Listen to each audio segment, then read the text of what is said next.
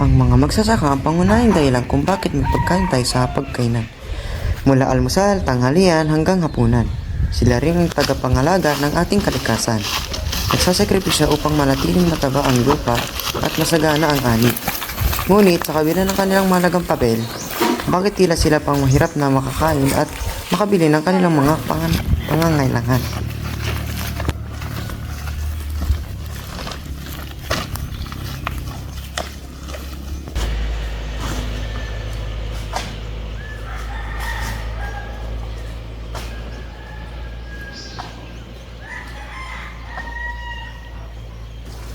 Ito ang mag-asawang Marian. Sila ay magsasaka na ninirahan sa isla ng Marinduque. Kanilang ibinahagi ang mga pinagdaan nila sa pang-araw-araw na buhay. Tuwing umaga, sila ay kumukuha ng mga pinatuyong dahon ng niyog sa bundok at sinisindihan upang maging uling. Ito ay kanilang paninda at mga sobra na ay ginagamit nila sa pagluluto. Sa bawat baon ng niyog ay kanilang pinapasa mula sa bundok, kapalit nito ay pagod at pawis. Ngunit sa kabila ng hirap, ito ang kanilang paraan upang kumita at maitawid ang pang-araw-araw na gastusin. Ang uling na kanilang ginagawa ay hindi lamang pangatong, kundi simbolo ng sakripisyo at patiyaga.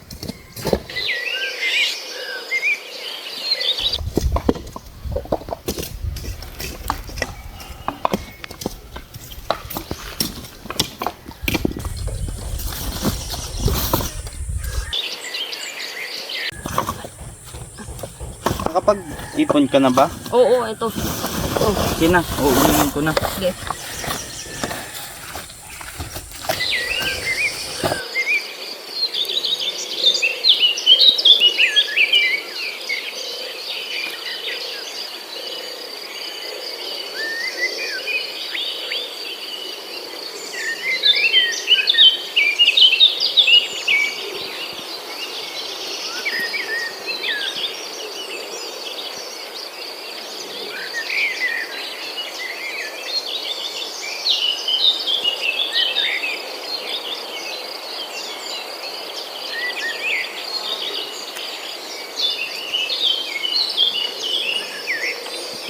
Tara na. Tara. Tara na.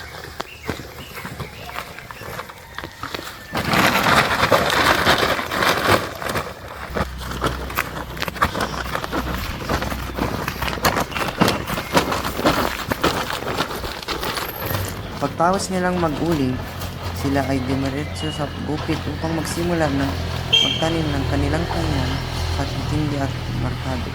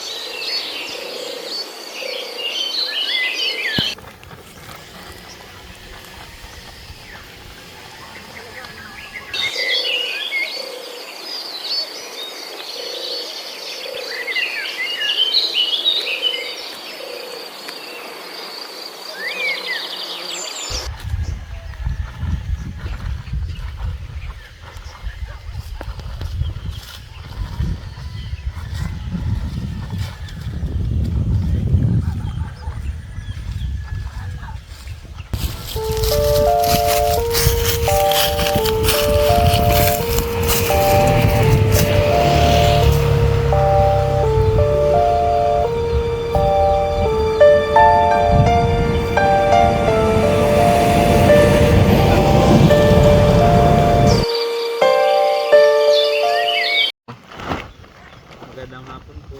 Magandang hapon din po. Maaari mo bang ipakilala ang sarili mo at sabihin kung anong yung trabaho? Ako po si Ramon Mariano, isa pong magsasaka ang aking asawa. Ako po si Marisa Mariano po. Isa rin pong magsasaka. So, kamusta naman po ang iyong kalagayan dito?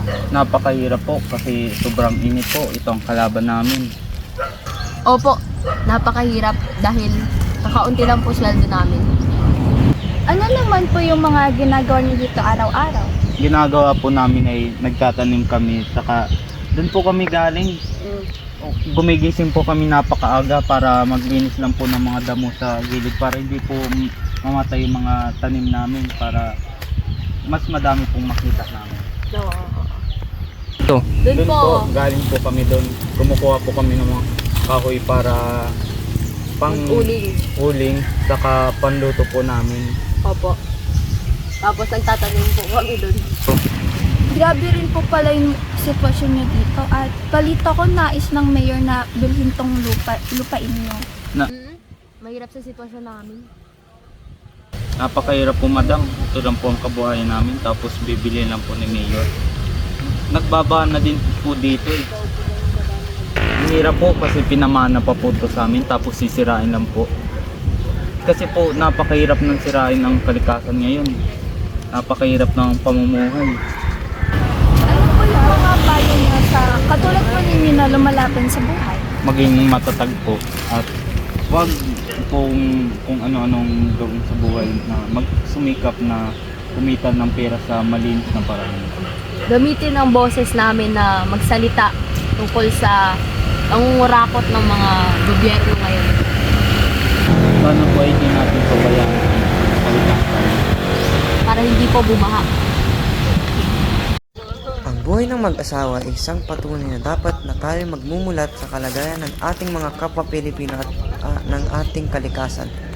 Matuto tayo magpasalamat sa mga sakripisyo at kasipagan ng ating mga magsasaka dahil sila ang dahilan kung bakit tayo nakakapaglagay ng pagkain sa ating mga hapagkainan. Matuto rin tayo pangalagaan ang ating kalikasan upang manatili itong mataba, masagana at handang mabigay ng biyaya sa sumunod na henerasyon.